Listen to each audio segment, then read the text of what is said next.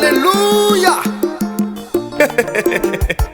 Satano tunakite Nazanelo kwanzambe, nazanelo kwanzambe. Oya simbinga Asimi swanzambe. Olingi yobomanga Nakobanga nyine Kolo pambola bino bana na Nzambe nyonso bisika ozali bozolanda biso partout okolanda biso na centre-ville awa na Kinshasa okolanda biso na RDC okolanda biso partout na monde entier bisika nyonso okolanda biso Nzambe pambola yo pe na souhaiter mutu nyonso bonne année 2022 parce que banda Nzambe asala mokili na ye banda mama abota ngai mbala liboso na teya pe banda Nzambe abenga ngai na musala na ye mbala liboso na teya na 2022 mbala liboso vraiment kaka lelo le 1er janvier 2022 nakumisi Nzambe oyo apesi biso makasi oyo abateli yo mama yo eyo nakumisi Nzambe oyo abateli yo papa nakumisi Nzambe oyo abateli yo papa oyo abateli biso nyonso pe akoti biso na l'an 2022 Nzambe azwa lokumu lelo nazolinga tosolola muke kaka bilei ya 2022 tika lelo topambolama mais eloko kosala ezali yake mosala ya Nzambe kolanda ye na mbula sika lingaka oyoka linga loba nini Nzambe alinga lobelanga nini na nzela ya mosali na ye biloko zalaki nango ya année passée kosala yango te année passée on négligeaki makambo ya Nzambe mingi année passée omikambaki yo moko mais tika 2022 Nzambe akamba yo année 2021 otambolaki mabe makasi Nzambe azalaki adjoint yo titulaire yango moni nyonso osalaki esimbaki te mais année 2022 Nzambe azala na place na ye azala titulaire a guider yo loba amen papa amen merci mbulo oyo Nzambe akamba yo kaka na début bo biloko bane ko sala ya ko négliger soko moni mate alinga te sunini soko moni bo bandi ka négligence c'était année oyo en tout cas banda etamboli ya sika tika Nzambe a diriger yo ukomona ukokende liboso merci to bondela notre Père céleste na pesi yo merci umeminga wa pona salela yo otinanga na mokili kaka pona salela yo Yesu lelo mokolo ya liboso ya 2022 pe lobina ngai na ya kote ya sango malamu tika moto nyonso azolanda biso partout na monde na ndako abika loboko na même akolanda biso na mutu Nzambe pambola ye banda sukisa na biso na kimia na kombo na Yesu amen kola zwa lokumu nazolinga tosolola muke teme na biso lelo ezali un nouveau départ. Mais avant d'attendre verset à un nouveau départ, nazobanda na introduction Genèse chapitre 1 verset 14. Et Dieu dit qu'il y ait des luminaires dans l'étendue du ciel pour séparer les jours d'avec la nuit, que ce soit les signes pour marquer les époques, les jours et les années. Genèse chapitre 1 verset 14. Nzamba lobi, Bible lobi, Dieu dit. Nzamba lobi. Bien aimé, Nzamba lobak. Bakozi balobak. Bapara balobak. Bachef d'entreprise balobak. Baprofesseur balobak. Mais Nzambe pe alobak. Mais elobeli ya Nzambe ko comparer yango na mokozi ya mboka te. Elobeli ya Nzambe ko comparer yango na bato ya justice te. To na ba parate Nzambe za Nzambe. Et pe soki Nzambe alobi alobaka na nzete te, alobaka pa ya bato oyo ye apakola mafuta. Bible lobi Dieu dit qu'il y a des luminaires dans l'étendue du ciel pour séparer les jours d'avec la nuit, que ce soit des signes pour marquer les époques, les jours et les années. Donc, Zambalobi, il faut ça la luminaire. Ati yango na étendu, ati yango na mapata, evanda likolo. Ba luminaire ezanini, eza lokola ba étoile ya makasi, ba étoile ya minene, eza la likolo. ba étoile wana Bible ba luminaire yango eza Bible lobi que ce soit des signes pour marquer les époques.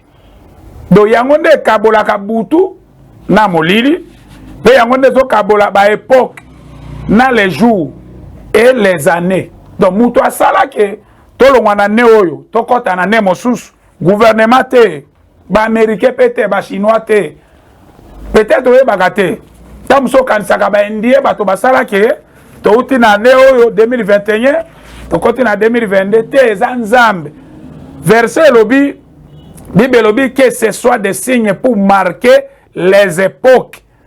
Même ndeko kaka ba époque ya Martin Luther motasala changement yango eza nzambe. Ba époque ya le fait maréchal le ba époque ya bato belé oyo yebi nzambe motasala ke époque wana eleka. Balobi les époques, les jours et les années. Nenga to koti na 2022 nzambe motasala yango. Nzambe motasala yango faut ala mingi reconnaissant ya nzambe wana ko salela ye ko pesa action de grâce na ndenge nzambe abateli yo. Mosoko ke na livre ya nombre 10 verset 10 et le but dans vos jours de joie, dans vos nouvelles lignes, dans vos fêtes, on sonnera de la trompette, on offrira vos holocaustes d'action de grâce. Elle vous mettra en souvenir devant Dieu. Nombre 10 dit le bon. Na mokolono ye sengo. Na bandeli ya sanza. Na mokolono ya ba fête. Bis pasala nzambe tokobeta clairon. Yo kopesa tokopesa action de grâce. Yango nde ko mettre biso en souvenir devant Nzambe. C'est très important. Alors on est à la introduction, sur côté na verset, il y a un nouveau départ, comme thème na biso ya lelo. Philippiens 3, verset 12. Ce n'est pas que j'ai déjà rapporté le prix, ou que j'ai déjà atteint la perfection, mais je cours pour tâcher de les saisir. Puisque moi aussi, j'ai été saisi par Jésus-Christ. Ce n'est pas que j'ai déjà rapporté le prix. Et ça, c'est le côté. Bonne année, bonne année, bonne année, bonne année, silité. Papa Landa. Mon nom est au côté d'année. Excusez. Et ça, n'a pas eu Kufa. 2022. Et ça, n'a pas eu l'accident, ma colonie sur Katane. Et ça, n'a pas eu ma balle au Kufa. Eza na bo ba ko refouler bango na poto. Eza na ba o misala ko beba. Eza na ba oyo mbongo ko sila. Mais eza na ba oyo ane oyo nzamba ko bénir bango. Loba amen. Neti yo nzamba opambola yo. Yo papa, mama yo nzamba opambola yo. Eza na ba oyo ba ko bongola mitema. Yo zala koto wana. Eza na ba oyo ba ko salela nzambe ko leka nenga salela ke na baneleka. Eza na ba oyo bakokoma ba ministre. Eza na famille o nzamba ko visiter bango. Neti bino papa, nzamba o visiter bino. Bino, biloko bokutena kinango na 2021 nga na lobi eye la bino lisusu te. Yo eloko ko sala ezaka ndimaka amen. Soko ndimi okomona yango. Yango Bible lobi ce n'est pas que j'ai déjà rapporté le prix. Donc c'est-à-dire ezate lokolo kote na 2022 sili. Okosala musala te. Obanga nzambe te pour essayer si le côté bonne année. Non. Paul a lobby ou que j'ai déjà atteint la perfection. Nasi na simbi ko bonga te. Nano bongi te. Toza na besoin. To te ya malisus. To bonga. To koma nenge nzambe azala alingaka. To bongwa na pesa. To tambola. Paul a lobby sera na zongela lobby ou que j'ai déjà atteint la perfection. Nano na simbi ko bonga te, nano to kokite 2022 Yesu Kristo akokisa biso 2022 to bongi nano te, nano to bongi pete, nano mbongo za nango wana papa eze eloko te oyo nzamba ko sela ona ne oyo ko leka wana obongi nano te musala nzambe komona neti ngana te akabie te senga na nzambe 2022 nzamba pesa lisusu ba révélation ba charisme sika loba amen mentinga na sali depuis décembre mobimana bando senga na nzambe pesa nga mate ya ba charisme ya sika nano bongi te Paul alobi lisusu Mais je cours pour tâcher de les saisir. Puisque moi aussi, j'ai été saisi par Jésus-Christ. Alors, bien, nazo kima mbangu pona simba yango. Ane oyo kima mbangu. Ane oyo banda isu musala. Ane oyo tanga lisusu. Ane oyo luka moye. Obongisa kote ni nebebaki. Poete yesu ako visiter yo. Alors, bien, puisque moi aussi, j'ai été saisi par Jésus-Christ. Pour le bien, poete ngaipe na simba mi na yesu. Tika 2022 yesu a simba yo. Ozala isolé te, yesu a isolé yo te. 2022 yesu a zanangambo na yo. 2022 yesu a isolé bana na yo te. Iska nyonso bana no bakozala yesu atambola na bango. Loba amen papa, mama loba amen. 2022 yesu a pabola misala na yo. Nakiti verset 13. Frère, je ne pense pas l'avoir saisi, mais je fais une chose. Alobi nazoka nisake na simbi yango, mais je fais une chose. Akalisi ke nazui nano angote. Oyo nzamba osela yo nano zuite. Et après alobi, mais je fais une chose. Na lingi alobi na osale loko moko. 2022 nga apôtre Joseph na osale loko moko. Yo pe papa, yo, mama yo. Jeune garçon yo, yo. Te oyo za ngambo yo. Yo il faut ça là eloko moko ko sala eza boy. Yo ka eloko to ko sala. Frère, je ne pense pas l'avoir saisi, mais j'ai fait une chose. Oublions ce qui est en arrière et m'important vers ce qui est en avant. Ah, loba amen. Et loko to ko sala ezali, oublions le passé. Nous devons tourner la page. Page est tournée en haut. Oubliez le passé. Bossana, mari de nuit. Bossana, femme de nuit. Bossana, makambo komela kiyo. Bossana ango. Bossana, ma malade en 2021. Paul Alobi, hein? Frère, je ne pense pas l'avoir saisi, mais je fais une chose. Oublions ce qui est en arrière et me portons vers ce qui est en avant. To Bossana, oyo tikali na sima. Bossana 2021. To koti na mbula sik. Yobe moto nzamba pambola ki na 2021. Te Bossana yango parce que 2022 nzamba pambola ko leka 2021. Loba amen. Merci. Ce qui toke na Bible. Je cours vers le but. Abi na oki mambango vers le but.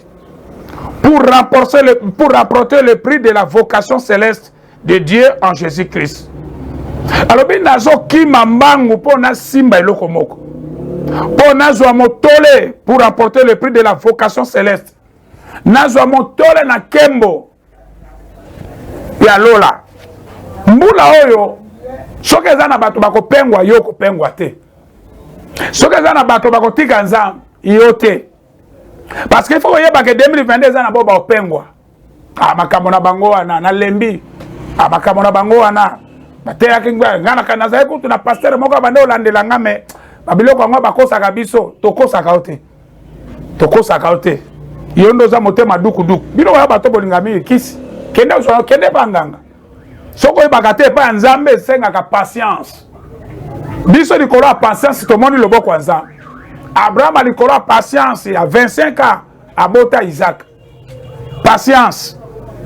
Bible lobi je cours vers le but pour remporter le prix de la vocation céleste. Tozo kima mbangu po na but. Mbalo yo kokima na baventurité. Mbalo yo kima po o rapporter. Ozo kima, ozo sala musala po musala na ngai mata. Na otanga po na silis. Vi na ngai koma stable. Na osambeleza te na keneke kaka église non. Ozo kende église o changer pe. O bongwana. Vi ozalaki na ngoya année passée otabolaki mabe makasi. Lokuta esilaki yo oza lokuta yo. Lokuta 2021 kosi bato trop. 2021 lokuta même nga okosa nga yo. Okosa nga 2021. Malgré moi na tango na kombo ezate. 2021 yo okosa ki ba parana yo. 2021 yo kosi mwasi. Mobali mo makosa ka mwasi na ye. 2021 oliaki mobali no na cesse yo. Mama yo. Te mama aza na koto ye. 2021 yo okosa batebele. Okosa ki même na mboka na biso na gouvernement. Tala niveau commune. Tina niveau okosa na église. Mais 2022 kosala susu bongo te 2022 mopepe ya sika soki tokie na livre ya Ésaïe chapitre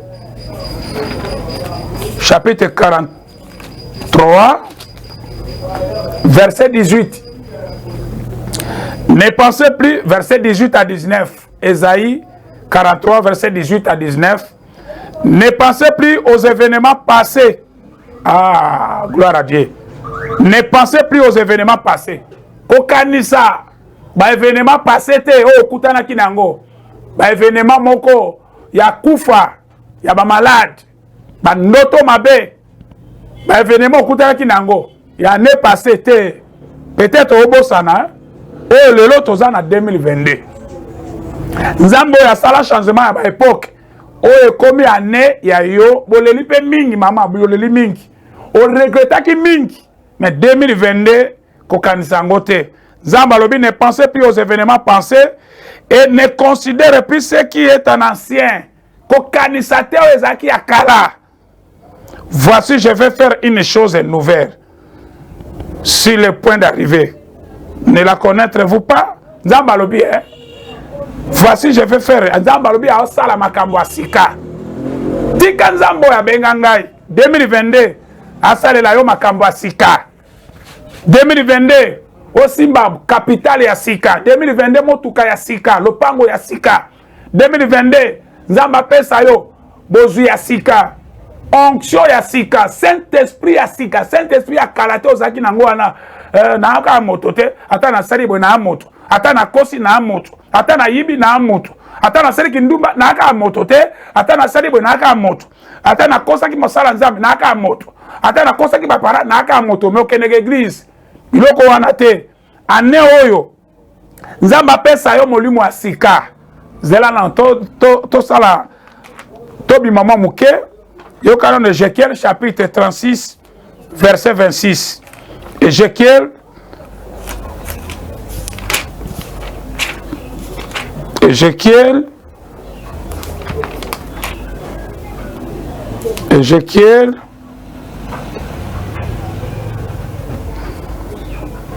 chapitre 36 verset 26. Je vous donnerai un cœur nouveau et je mettrai en vous un esprit nouveau. Amen. Le amen. Nazongeli, je vous donnerai un cœur nouveau. Nzamba lobi na opesa bino motema ya sika. Tika 2022 nzamba pesa motema ya sika. Motema ozalaki yango ane passé. Oh te. Oyebi ke na souffraki eh. Na te yo nyonso na fungoli ba verset mais motema kabli banga. Motema wana nga na boy yango. Oyebi 2021 motema ozalaki nango. Oyebi ozalaki motema makasi. Te. Na olobetaki mosala nzamba. 2021 ozalaki incrédule. Verset ni bate yaki yote. Heureusement Yesu ayaki te. Nga nazalaki na souci yo penda soki Yesu ayaka en 2021. Yo ozalaki candidat ya faire. Yo lingaka orata enlèvement. Mais gloire à Dieu nzamba lingaka o mingi mama. Couple na bino nzamba lingaka bino. Nzamba lobi bia lobi, je vous donnerai un cœur nouveau et je mettrai en vous un esprit nouveau. Ah, alobi na kotia na kati na bino molimo ya sika. Tika 2022 nzamba pesa yo molimo ya sika. Onction ya sika. Saint-Esprit ya sika. Mbongo pe ba chiffre ya sika. Biloko andako ya sika. Nzamba pesa yo vie ya sika. Stabilité ya sika. Loba amen. Bible zolo balobi. J'ôterai de votre corps le cœur de pierre et je vous donnerai un cœur de chair. Je mettrai mon esprit en vous et je ferai en sorte que vous suivez mes ordonnances et que vous observiez et pratiquez mes lois. Alobi, je mettrai mon esprit en vous. Je vous donnerai un cœur de chair. Nakopesa motema ya mosuni. Motema ebanga kazam. 2022 nzamba pesa motema ya sika. Motema elingaka mingi nzamba. 2021 ozalaki mingi partager. Tantôt nzambe, tantôt mokili. Mais 2022 motema ya sika. Alobi, akopesa motema ya sika. Oh, motema ebangaka. Oh, ekosala ke obatela mibeko ya nzambe. Makambo ya nzambe posa la rango. Nzamba pambola yo. Nazongi na Ésaïe 43. Na kiti na verset 19. voici, je vais faire une chose nouvelle sur le point d'arriver. Nalinga sala makambo sika. Oyezoya. Ne la connaîtrez-vous pas? Oyebi angote, je mettrai un chemin dans le désert et les fleuves dans la solitude. Alobi, Zamba alobi bi alobi, je mettrai un chemin dans le désert. Malgré le désert, Zamba ko fungole la unzela. Bosana makambo kutana kinango blocage était 2022 Zamba fungola unzela ya sika. Tika Zamba fungola bino nzela ya sika. Tika couple na bino Zamba fungola bino nzela ya sika. Désert était. Nyuma mata passe kosa, mais yo Zamba yebaka ke na début année mosala Nzambe alobaka nanga Zamba ko fungola nga nzela ya sika. Tika Nzambe yo abenga ngai afungolelo nzela ya sika. Natangi verset ya suka na Esaïe chapitre 31 nazui verset 34. L'Éternel seul délivre Jérusalem. L'Éternel seul délivre Jérusalem. Na place à Jérusalem, si a couple na bino. Na place à Jérusalem, si a combo na yo. L'Éternel seul délivre apôtre Joseph. L'Éternel seul délivre maman José. L'Éternel seul délivre les Congolais. L'Éternel seul délivre les enfants de Dieu. L'Éternel seul délivre ma famille. 2022. Car ainsi m'a parlé l'Éternel, comme les lionceaux rugissent sa proie, et malgré tout, les bergers rassemblés contre lui ne se laissent ni effrayer par leur voix, ni intimidés par leur nombre. Oh, Zaba alobi bien, alobi, nenge lion, azakazo rugissé, azo tomuka. Ata omoni lion azo tombuka ndenge nini, ou bien lionceau azo nganga. Alobi ne se laisse ni effrayer par leur voix. Kobanga te, kozala intimider te na ba malade. Yo corona yeli susu 5e vague, 3e vague, 10e vague. Il faut pas être effrayé. Kolenga te, pe kozala intimider te. Même omoni neti mbongo sili, kozala intimider te, za ba intimidation. Soko yebaka te. Goliath, arme ayaka nango epa ya David, eza ba intimidation. Alo baka yo, mwana muke yo, na usala, obo, na uboma yo. David azalaki effrayé te, ki na boma ya Goliath? Na bomi Goliath ya souffrance, na vi na yo. Na bomi Goliath ya malade, na bomi Goliath ya échec. Bibelobi, de même l'Éternel des armées descendra pour combattre sur la montagne. Bibelobi, Nzambe ye moko akokita, po abundela yo. Sokotali na Bible tango bana Israël babimi na Exode 14 lobi, gardez le silence car l'Éternel combattra pour vous. 2022 Zamba ko bundela yo. 2022 Zamba ko bundela mwasi na yo. 2022 Nzambe moka ko bundela mobali na yo. 2022 Zamba ko bundela bana ya assemblée Keterezeli. 2022 Nzambe abundela mutu nyonso oyo apesaka ngai confiance. 2022 Zamba bundela assemblée Keterezeli. 2022 Zamba bundela bana na ngai nyonso baza na Europe, na Amérique, na Asie. 2022 Zamba bundela yo. Bibelobi pour combattre sur la montagne. Nakiti ce qui toque moi rapide na chapitre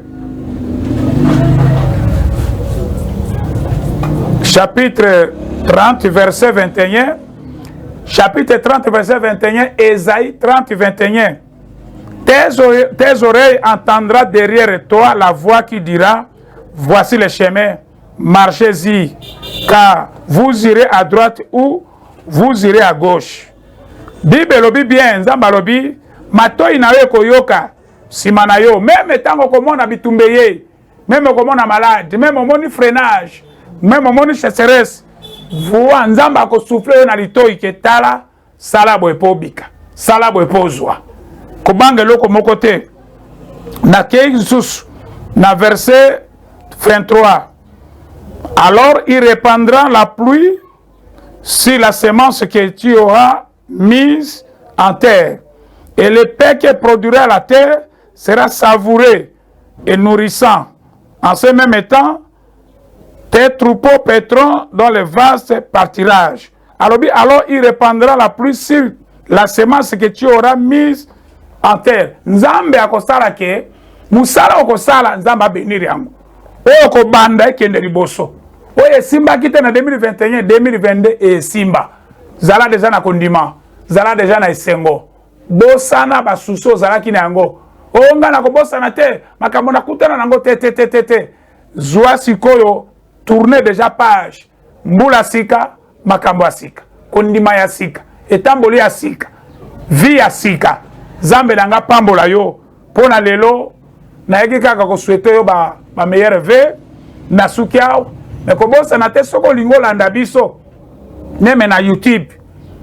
Soko lingola na biso na YouTube obeti kaka okoti na YouTube obeti kaka télévision ACE Rolanda ba mate ezawana obeti kaka télévision ACE soko lingola na biso na YouTube okozwa pe biso na pamboli yo na lingi to bondela kolo na biso Yesu na bondeli pona mwana na yo nyonso azolanda oyo alandi ngai tika 2022 lokolo lobike tobosa na makambo ya mabe tokutana kina yango 2022 na pamboli mutu nyonso ala ningai malade oyo enyokolaki emona ye lisusu te échec ya koéchoué te na 2022 mwana na yo nyonso aéchoué te mutu nyonso asalelaki yo malamu na 2022 akosalela yo koleka na pamboli bana na ye mwana na yo alinga bala na ne oyo abala bien mutu nyonso abongwanaka te ane oyo abongwana pesa moko na moko molimo ya sika mopepe ya sika guérison ya sika, onction ya sika, na pamboli Congo mboka na ngai. Mboka epambolama, na pamboli RDC, na pamboli mokozi ya mboka, na pamboli couple présidentiel, na pamboli Sénat, Assemblée nationale, na pamboli armée ya mboka na ngai. Pisika nyonso, mapinga na biso bazali nzambe pambola bango, mwasi na ye pe bana na ye. Yawe na pamboli ba médecin, ba professeur, nzambe na pamboli basali ya nzambe nyonso. Marge ba po de banane batiela kabiso, mais otika kabao ya yote. Na pamboli ba orphelin, na pamboli ba veuve, na neoyo. Na pamboli ba beli ba pika. Soka zana ndeko moko aumeli na hôpital 2022 bima. Na pamboli ba innocent, bo ba kangama illégalement, baza na prison quelque part, ba bima. Na pamboli muto nyonso dossier na ye eumeli, tika aneoyo dossier na ye ezwa solution.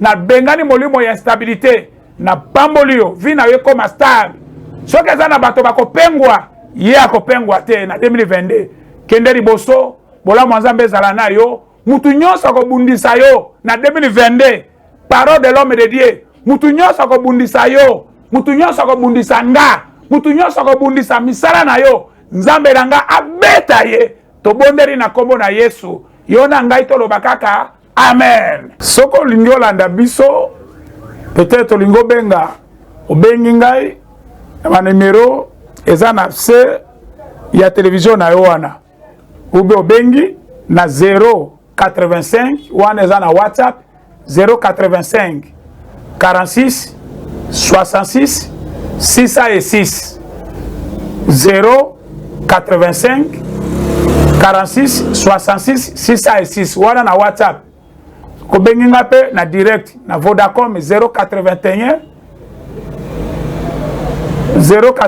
komi 081 30 40 999 Zamba pambola bino bonne fête na mutu nyonso ala ningai. Alléluia. Satano tunakite Nazanelo kwa Nzambe, Nazanelo kwa Nzambe.